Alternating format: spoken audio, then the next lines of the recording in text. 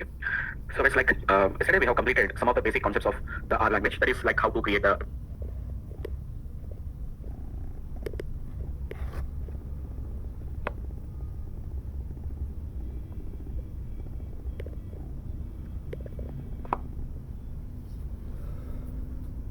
Yes, right. Thank you.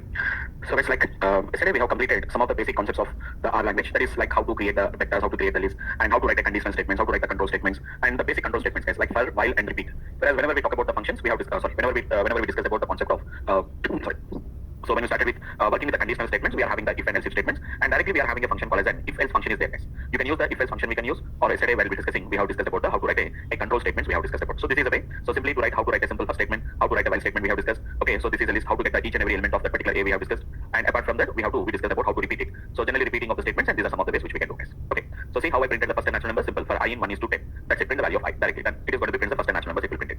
So that is the one which we discussed in the last session. We have discussed about that. Okay, so already we discussed about two types of data structures guys. One is a vector and one is a list. The difference is vectors and lists, both of them are going to be one dimensional, you can say one dimensional data structures. One is going to be having a homogeneous, and another one is going to be having a heterogeneous data sets. So today we are going to discuss about and another two more data structures we are going to discuss it guys. What are the two data structures? One is a matrix and the other one is going to be a data frame guys. A matrix and a data frame. So what is this matrix and what is this data frame? So both of them are similar, same like we can compare with the vector. So like what is the difference between a vector and a list? So what is the difference between vector and a list actually? Both of them are going to be same only. Only thing is both of them are going to be one dimensional. Similarity is going to be vector is a one dimensional, list is also one dimensional. Second thing is going to be the difference if we can find out. Vector is going to be homogeneous. All of them should be of the same type of data type. Coming to the list, which is going to be nothing but it is going to be the difference is going to be it is going to be heterogeneous. Now same as it is whenever we are talking about the matrix, like in mathematics we have learned matrix, right? Maybe in the 10+2 standards we used to work with a matrix, isn't it? Matrix is a two-dimensional data structure which contains the data in the format of rows and which is going to be columns. So matrix, and this is going to be nothing but what we are going to call it as a data frame. So what is the difference between same concept guys? First one is going to be matrix is a two-dimensional, data frame is also going to be it's a two-dimensional. Why it is going to be two-dimensional? We know that it's going to be contains rows and columns it contains. So it is a two-dimensional object, that is matrix, and two-dimensional object is going to be nothing but it's a data frame. Same as it is, matrix is a homogeneous, whereas a which is going to be data frame is going to be it is a heterogeneous. So it is like a what we can call it as it is going to be heterogeneous. It can be contain different types of data types. So whereas a matrix can contain same type of data type, and whereas a data frame can contain different type of data type, like a tabular format what we can say. Okay, now let us see how to create a matrix guys. How to create a matrix. See how simple I'm going to create the matrix. So today we are going to work with two-dimensional data structures. Previously we have worked with completely with the one-dimensional data structures. One is contains rows only, either contains columns. For example, we know that whenever we have worked with this particular, when you work with this particular the vectors are always displayed row wise, isn't it? For example, I created x is equal to, I created a sequence. Whenever I print the value of x, we can see it prints everything as a row wise. It will print it. Vectors always print the data as a row wise. List always displays the data only as a column wise. Only column wise only it will display. But matrix and data frames are not like that. They can work both row wise as well as column wise. Both they can work with them guys. Let me insert a new chunk of data. Let me insert a new chunk here guys. Okay. See how simple the matrix is creating. How simple we can create a matrix guys. Like m1 equal to, we directly have a function called as a matrix function is there guys. Now what is the matrix requires? A set of numbers we have to require. Either you can give your numbers, you can give any random numbers, or if you don't can give a random numbers. How do you give a random numbers? We have to give a vector, isn't it? First we have to create a vector. So either you give some random number. Let's say that I'm giving some numbers like 23, 45, 12, single digit 2, 34, let's say 78. How many numbers are there? 1, 2, 3, 4, 5, 6. Okay, 44 and something like a 20. So 1, 2, 3, 4, 5, 6, 7, 8. Let us say that it is going to be one more number. Let us say it is going to be 8. So what I did is I have been created a matrix what we have been got created. Yeah, coming to the recording videos, you really have to contact the stances only. So because we don't maintain I was only just a consultant trainer for them. So you can just contact the stances for the recorded videos. Okay. So yeah, so coming to the discussion, so this is going to be the one what we can see that m1 is equal to matrix of, which is going to be this is the data guys. So now how many rows there are totally? 1, 2, 3, 4, 5, 6, 7, 8, 9. 9 elements are there. So 9 elements, how can you arrange them? I can create a 3 by 3 matrix, right? So what I'm going to do now, see that number of rows is equal to nothing but the parameter name is guys number of row equal to. See that automatically the tooltip is going to be gets coming number of row equal to. Okay, so once if you press the tab space, I'll show you how to get the documentation also. Number of row equal to nothing but I said 3. So I said that I want to arrange the 9 elements in a rows of 3. 9 elements in a row of 3 means it's a 3 by 3 only. So now see, it is going to be your m1 is going to be something which is going to be looks like this guys. Just a second, I didn't execute at the first line. Now I'm executing the second line. See this 23, 45, which is going to be, see that 23, which is going to be 45, 12, and which is going to be 2, 34, 78, and which is going to be 44, 20, and 8. So number of rows is equal to 3. Automatically number of columns is also equal to 3 only. Maybe you may have expected that. You may expected that when I said that it is going to be 3 by 3 means you may have got expected like 23 here, 45 here, 12 here, and then 2 here, and 34 and 78. And after that you may have expected which is going to be 44, which is going to be 20, and the 8 you may have expected here now. Yes, that is also possible case. So for that we are having a parameter is there. So that means this R language by default is filling the data not row wise. It is filling the data column wise. It is filling the data. See 23, 2. It is going to be 23, 45, 12. It is filling the data row column wise. If you want to get row wise, you have to specify the option called as it is by row equal to. The name of the parameter is equal to by row equal to true. What is meaning of by row is equal to true means fill the data by row but not by using columns. Now see, I'll execute it and print the value of m1. You can see the data is going to be 23, 45, 12, and it is going to be 2, 34, 78, and it is 44, 20, and it is going to be 8. So this is the way how basically we can create the matrix what we can create it. This is a matrix guys. It's a matrix what we can create it. Now whenever we talk about, like for example, whenever I said number of rows is equal to 4, But as you know that number of 4s is equal to 4, it is going to be 9 elements are there. So 9 elements we cannot arrange in multiple of 4. At least we should, if you want to have a 4, at least we should have 12 elements must be there, because 4 into 3 is going to be 12. Isn't it? 4 into 3 is going to be 12. 4 into 2 is 8, but I given 9 elements.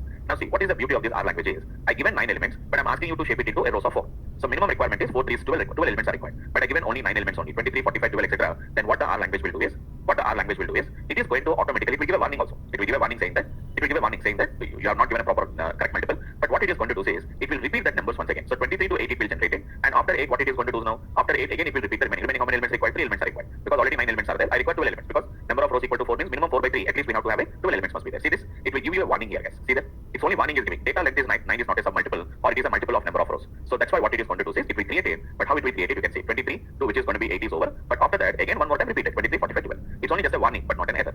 It is only just a warning, but not an error. So it automatically identifies how many elements are required, and automatically it is going to be do this. Even we can also give the column names and row names also. We can give the column names and row names also. And apart from that, you know how to slice it also. Slicing, you know that. That means I want to pick. Previously we have already picked it, right? We already picking the number of rows, which is going to be which rows you require, which columns you require. We have to specify that. Simple. Number of rows. We can see 1 comma. It is going to be number of columns comma 1.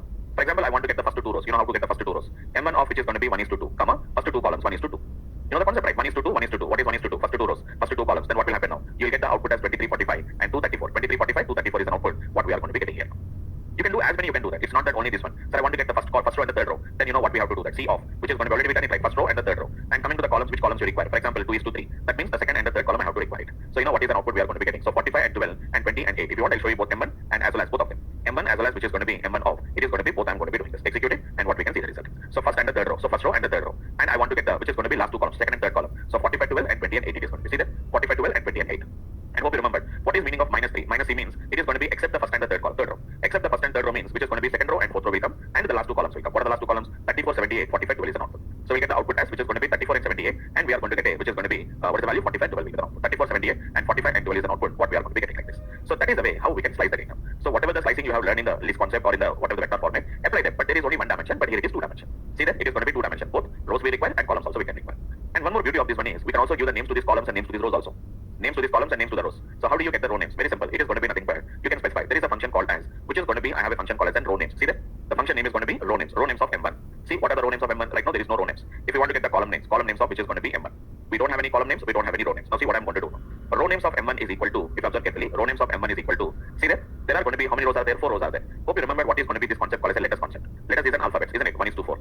Column names I'm going to be giving which is going to be, I said letters of which is going to be 1 is to 3. What is meaning of this 1 is to 3 here now? 1 is to 3 means the first 3 letters. Row names are going to be nothing but first 4 rows. Now if you see the M1, if you can see, I have given some names like this. See guys, we have given the names like this. So column names are going to be like ABC. It is going to be ABC is the column names, and coming to these particular rows, it is going to be nothing but we can see ABCD.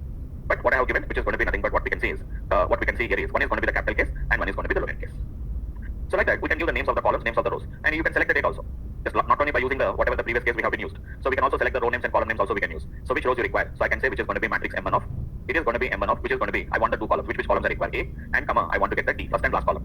And coming to the columns, which columns you require? I require C of. Just a minute, I got a mistake. It is C of. C is the function like C of, which is going to be nothing but I say A, comma I'm going to say that it is going to be D. Otherwise I'll say A, comma C. So I'm selecting the first row and the last row, that is A and the D, and which is going to be nothing but what we can see, what we can observe here is it is going to be A and the D and A and the C columns. Execute that. So we get the output which is going to be this is the data, and you know that what is going to be minus C. Okay, so minus C is not allowed here. It is going to be because for names it is not allowed. For only indexes only it is going to be allowed. It's not allowing that. Okay, it is going to be M1 and this is going to be the value what we can see. That is the way how basically we can work with that. So that is the technique, guys. So that is the way how we can give the names to the particular columns and names to the particular rows. And we can do all the matrix additions, matrix multiplications. We can do it, guys. It's not a concept. But if you remember all the operations, like for example we have seen M1. So I want to transpose. You know what is meaning of transposing, isn't it? What is meaning of transpose? Transpose is going to be nothing but what we can see is it is going to be nothing but just a second. T of which is going to be M1. What is going to be T of M1? If you can observe carefully, rows and columns has been interchanged. You know the difference, right? First initially we are having 3 rows. We are having which is going to be 4 rows and which is going to be 3 columns. 4 rows and 3 columns. This is your original M1. But I have transposed it, guys. It is going to be T. T of M1 is nothing but transpose. So you know what will be the transpose? Rows will convert it into columns. Columns are converted into rows. See that? ABC has been converted into rows. ABCD rows has been got converted into columns. And you can see 23 which is going to be 2, 44, 23, 45, 34, 20, 45. It is 12, 78 and it is going to be 8 and 12. So we can see this is the way how it has been got converted.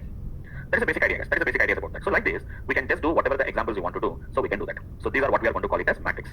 It is going to be what we are going to call it as a matrix, what we are going to call it as. Okay. So that is the way how we can just work with, and this is going to be the way which we are going to be working with this. That is the techniques what we can use it. Apart from that, you can do as many examples we can do. Matrix additions, matrix multiplications. Even you can also generate another matrix. M2 is equal to nothing but you do one thing this time. What we have to say that it is a function called as a matrix of, and what I'm going to do now, simple. I can generate a sequence of numbers. See, 1 is to 16. I'm generating which is going to be 1 is to 16, 16 elements. Number of rows is equal to, I want to generate 4. So 1 is to 16 means how many rows? 4 by 4 it is going to be. Otherwise we'll say 20. Number of rows is equal to 4 means it is going to be 4 by 4, 4 by 5 matrix. And even if you want, we can also by row is equal to true. What is meaning of by row equal to true means fill the data by using the rows but not by columns. Now see this, it is M2 what we can see that it is going to be, sorry, it must be true. TRUE, it must be in the capital case, right? So once if you see that M2, so we can see this is the data what we can see. It's a 4 by 5 matrix, it has been got created. It is a 4 by 5 matrix, it has been got created, guys. No, you can give any names you can give. It's not that. You can give any names you can give. For example, I can give the row names. So what are going to be the row names? No, it's not only alphabets. You can give any row names you can give. So ask what is the row names of which is going to be, what is the M1? So these are the ABCD. You can assign the names. How can you assign the names? If you want to change the names, you can change it. Let us say that first one is going to be C of. Let us say that it is the age. The next one is going to be salary. Next one is going to be the height. And the next one is going to be nothing but it's a weight of. Let us say just an example. Just an example I'm saying that this is going to be. So what is going to be M1 now? So if you can see, I didn't execute this. I didn't execute that. Now if you see M1, now if you can see, the row names are going to be something like age, salary, height, and the weight. Actually, row names is not that much correctly. This is age of the 3 people, A, B, C, A, B, and C, and 3 students. This is the age of the 3 people, let's say 3 different people. The salaries, their heights, their weights, something. I'll just give it the names. It's not that you have to give only alphabet. You can give any names, you can give it. Okay, you can give any names, we can give it. It does not matter. You can use whatever the names you require, we can use the particular names. Okay, so that is the basic idea of how we can work with this kind of an applications, what we are going to be working with it. Okay, so that's it. That is going to be the one which we can see, and there is a way how we can create the matrix. How can you create a matrix? But the only problem with that particular matrix is going to be nothing but the only problem with the matrix is going to be nothing but. So what we can do is it's only homogeneous data types. It is going to be nothing but it is a homogeneous data type. It is going to be. So what is meaning of that homogeneous data types? It should be always a particular. It should be always a particular data type. All of them should be same type of data type. Even you can maintain a strings also. It does not matter. But generally, why you have taken here is which is going to be the one what we can see as part of this particular applications. Okay. So this is what basically we are going to call it as an, which is going to be what we are going to call it as an what we can say matrix. Now what is going to be this is going to be the one what we can see. The one is going to be nothing but M1, the matrix what we can see that. So this is going to be what we can see as part of the matrix what we are going to be. Okay. So this is going to be the matrix. Now what is the data frame? Data frame is going to be nothing but which we can say that it can be in heterogeneous data types. It is going to be the heterogeneous data type what we are going to be working with that. Okay. So now see how I'm going to create it just to make you understand. First I create a simple data frame only. After that we create a complex data frames. Like for example, I want to define some students data. So students means it is going to be multiple students. Even this also I can convert into data frame. This also we can convert into data frame. Matrix also can be converted into data frame. But see how I'm going to create it. First I'm going to create a list object. See normally we know how to create a list. So I'm going to define the, let us say something like an ID. You know that you can give the list of, you generally know that how can you give the list of values. But see that, let us say that ID 1001, name ABCD, let us say course is Java and fees is going to be 5000. Let us say that. Normally this is a list what we generally know that. This is the list what we generally know that. But how it is displayed, we know that it is going to be displayed as a column wise. It will display like this. But what is the requirement is I don't have one student. I don't have one student. It is going to be, we can have what we can see, we may not have only one student. Okay, so this is going to be, we may have multiple students out there. Then what I'm going to do is observe, list can contain, it can contain a list of values. It is not a list of just a single value, list of values. So now what I'm going to do is, see that I'm going to give some names like this. As I can give a name. Let us say that it is going to be ID. What is the ID? ID is equal to nothing but it is going to be some list of numbers 1001, 1002, 1003, and 1004. Next, the next one. It is going to be nothing but name. You are giving a names. Names equal to what is the student name? Student name is equal to nothing but what we are going to be working with that. Okay, so it is going to be the student name equal to again C of, which is going to be I can say 4 names ABCD. Let us say some PQRS. Let us say something like XYZ and something just an MNOP. 4 student names. Next, it is going to be nothing but courses. Course is equal to I'm going to write it C of. I can write some list of values what we can do. I'll write one thing. Course is equal to something like an course equal to I said which is going to be Java. And let us say that it is going to be let's say something like a C. Let us say that it is a testing, for example, just an example, and something like an which is going to be let us say .NET. Now what is the fees paid? So fees equal to again fee equal to column name fee equal to fee equal to let us say that again C of 5000. Let us say that it is 4000. It is going to be 3500, and let us say that it is going to be 6000. So this is the data. Now see how the student's data was there. How the student's data was there. Let us have a look into that. Just give me a second. I didn't close it the parenthesis here. Okay. Now see this. Now see the data here, guys. Now if you see the student's data, just a minute. Students equal to where we have done a mistake. Name. Student name equal to ID equal to C of. Student name equal to C of. Okay, fine. Then correct on it. Course equal to C Java .NET testing. Fee equal to it is going to be C of 5000, 4000, 3500, 600. So expected a simple list of.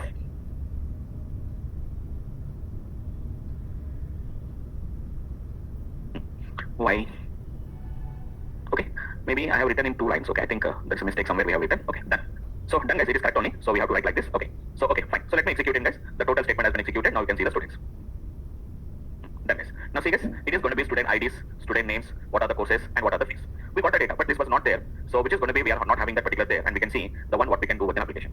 Okay. So if you can see, this is the data, guys. ID, which is going to be the name and course, and what is going to be the fee, and what we are going to be working with that.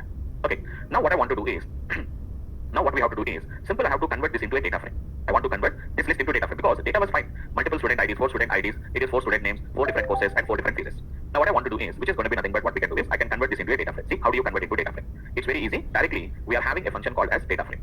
Data frame name of students. So it will convert into a proper structured format. It will convert. I'll do one thing. students underscore data frame equal to, it is going to be simple, a data dot frame of students. What it is, I converted the students which is there in a list format, I converted into a data frame. Now you say students underscore which is going to be data frame. If you can see, this is how a data frame is going to look like this, guys. This is the data frame, guys. So data frame is a tabular structure. It is going to be a kind of a tabular structure where we can get this particular data like this. Guys. See that ID, student name, course, and which is going to be fees. So student ID, which is going to be nothing but 1001, 1002. Previously the data has came like a row wise, isn't it? So within one column only we got all the numbers, but we cannot identify that. Now if we convert into a data frame, it converted into a two-dimensional data frame. So see there ID, name, course, and fees are the names of the columns, and 1001, 1002, 1003, 1004. They are going to come under the, which is going to be the rows what we can see, guys. So names, courses, and this is the fees, guys. So that's it, guys. This is going to be how we have to create a data frames. But in real time, but obviously we know that, sir, in real time, there is a lot of data will be there. Sir, how can you create the data frames like this manually? We cannot create it manually, right? Then what we are going to do, guys, we have to import the data, guys. We have to read the data. So the data may be there in a different file format. It may be a CSV file, or it may be something like an Excel file, or it can be something like a JSON file, or it can be something like a SAS file. I'll show you guys how to read the data from the SAS files, isn't it? So I think in SAS you can store the data. And what is the default extension, guys? What is the SAS data files extensions? Anyone? .sas. .sas. This extension .sas 7b data. That is going to be the extension. I think I was not aware about that because I was not aware into the SAS. But I know that how to use a SAS file we can use it. So it is SAS 7b that is going to be the extension of that particular SAS file. Guys. I'm not talking about the SAS file. It is talking about the SAS data files. It is going to be SAS 7b data, which is going to be nothing but a SAS data file is going to be stored as it. So I can read the data even from the SAS 7b data files also. I'll show you that later one by one. Now I want to read the data from a CSV file. I think all of you have an idea about a CSV file. CSV files are nothing but what we are going to call it as a comma separated values. CSV, TXT, all these are normal files only, guys. You can also create your CSV files, guys. Just open a notepad and just type down the data, guys. So see that the same data, whatever I'm going to do this. Let's say that here we have employee number. Here we have an employee name. These are what we call it as a comma separated values, guys. Employee name, salary, and it is going to be department number. Like employee number 1001, name ABCD, salary 2500, department number of 20. 1002, name XYZ, salary 1500, department number of 30.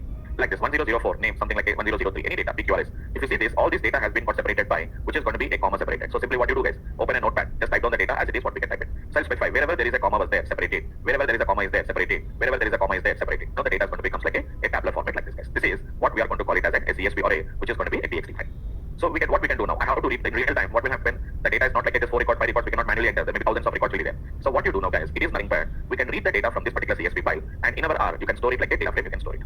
Directly, we are creating a data frame, not by entering the data manually, guys. We directly have a function called as. It is going to be read.csv is the name of the file, guys. What is the name of the function, guys? It is read.csv. Directly, we can read the data directly from the read.csv. Using the read.csv, directly we can read the data. What we have to specify, guys? Nothing to specify. Just we have to specify path of the file. So the name of the function is going to be read.csv. Just specify the path of the file. What is the path of the file? We have to specify that. We have to specify the path of the file. And by default, what is your separator? Separator is nothing but your delimiter. Separator is equal to nothing but it is a comma. Mean that the data was separated by a comma. So wherever there was a comma was there, treat it as a new row. You have to treat it. Sorry, new column. Wherever there is a space, comma was there, it has to be. By default, it is comma separator only. Other than comma, if you want any other, if you want any other, then what you can do is you have to specify that. By default, if it is a comma separator, no need to specify that. But other than if it is a comma separator, you have to specify what is the default separator. Remaining, there are some other parameters. Sometimes names may be there, headers may be there, headers may not be there. All these are additional topics, but mainly you have to specify the path of the file and what is your separator. We have to do that. Okay. I have some files with me. So I'm going to be sharing that, but I'll share you some particular CSV files. Okay. Now let me show you some files because I work in the data science related concepts. I use a lot of data sets we are going to be using there. See this? These are going to be some of the data sets I'll show you. I have a C drive. In the C drive, I have some data folder was there. You can see all these are my different CSV files. Some of them are Excel sheets. Some of them are going to be CSV files. Mostly I have a CSV file only. See that? I'm going to open a CSV file. I can open with a CSV file with a normal notepad. I can open it. I don't require any specialized software. See that? This is our CSV file. Simple file it is going to be. Here, it's actually data related to some cars data set. Here, year of manufacturing. What is the model of the car? What is the price of the car? How many miles it was used? And what is the color of the car? What is the transmission? Auto transmission and manual transmission. See that? The data was separated by a comma. Now, what is my requirement here is I want to read all this data into my R language as a data frame. Why we have to read it as a data frame? Why not as a matrix? It is a homogeneous data. It's not a homogeneous. It is a heterogeneous data. See that? Some numbers are there, some strings are there. Homogeneous means all of them should be of the same type of data type. For example, if I try to read this data as a matrix, so what will be happening now? All of them are going to be converted into strings.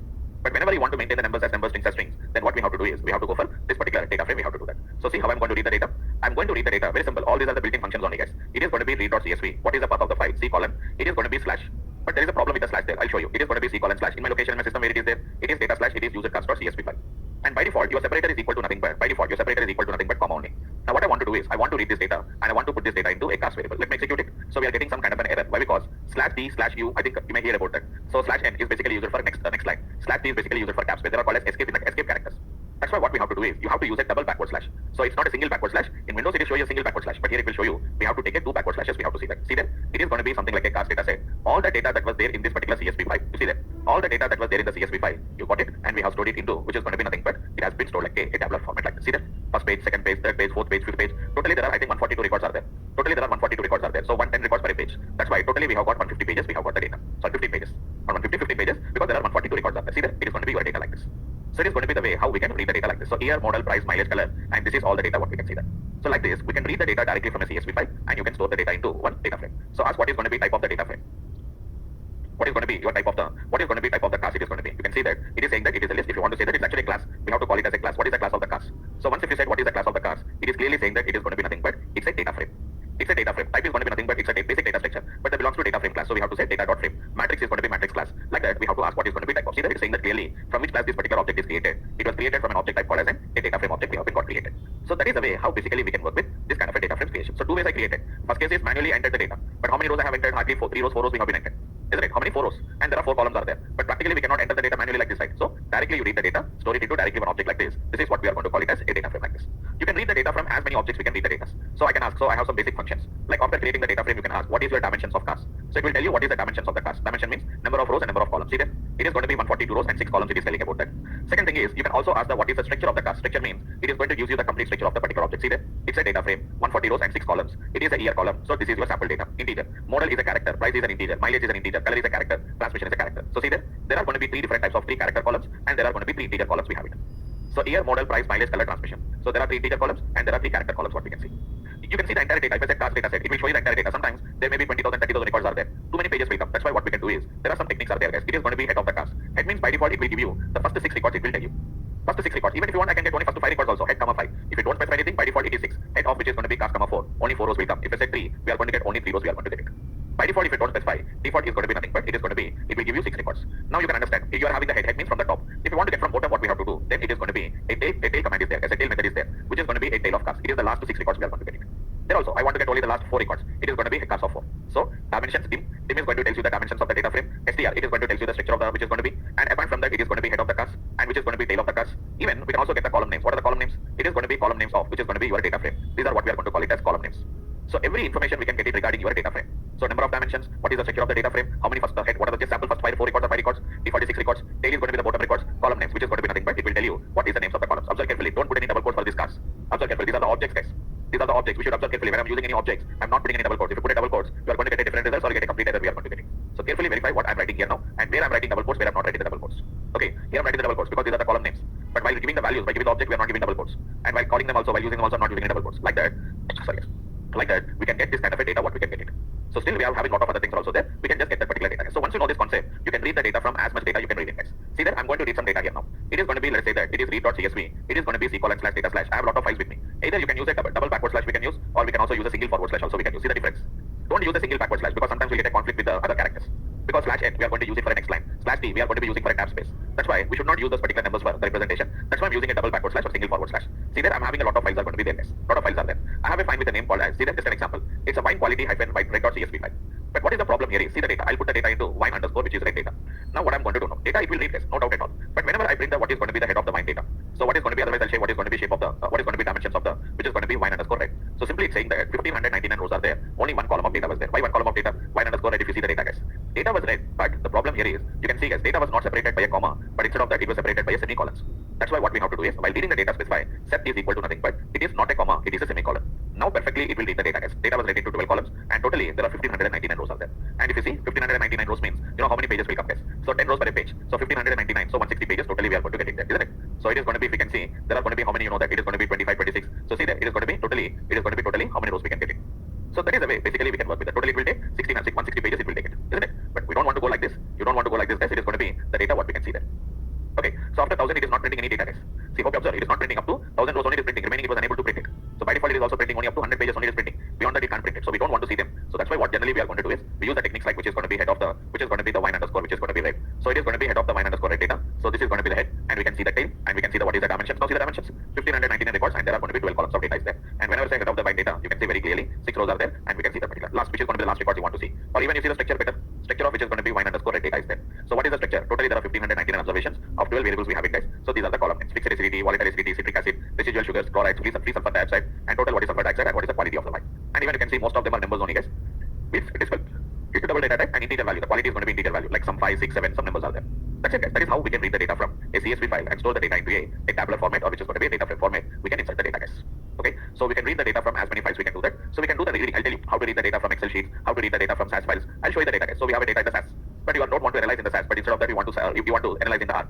Then what you can do guys, whatever the SAS was there that you can read it into the data frame, and using that you can store it directly. We can read it in the from the SAS file, and directly we can do the analytics and all these things we can do this. Okay, so this is all about how can you read the data from CSV files. But if you want to practice them, you have to require some basic CSV files are required, guys. Without having a CSV file, you cannot read the data, because if you want to practice, you have to read some data from the CSV file, guys, isn't it? So without having them, we cannot go for that particular the CSV file reading. We cannot do that. If anybody having any CSV file, you can do that. I also will share the files, guys. Even I have to share the material and all these things. Whatever the classes that has been up to now, I'll share the material. Soft copy materials are there with me. So I'll share the materials and also the data files to the Stansys people. I'll share it to the Stansys group, and they will share you through the WhatsApp. I think you have a WhatsApp group is there. So they will share you through that particular WhatsApp group. They will share you those particular materials and data files, guys. I'll share you some set of data files, not only these two. I'll also share some data files by putting into one zip folder. Like I'll put a data folder separately, and I'll share you the particular files, guys. You please download it and store it in your system, and use that particular part to read the data from the CSV files, guys. Okay, not only CSV, I also give you the SAS files. I'll give you some XML files. I'll give you some JSON files. I'll give you some Excel sheet. You use it, guys. We use the data from different files. We'll see how to read that particular data, guys. Okay. So once if you have read the data, the second concept here is, guys, how can you select the data from required columns? How can you select the data from required rows? Isn't it? Already we have seen in Matrix, we have seen how to select the data from required columns and how to select the data from required rows. But here it's a slightly different will be there. Why? Because there it is homogeneous and it is heterogeneous. So whenever I have given you some data set to you, whenever I given a data set to you, and whenever I ask you to pick only the required specific columns only, then how to handle that particular values, it takes a little bit time, guys. So next week we are going to discuss about how to select the data from required rows and required columns. Subsetting, guys.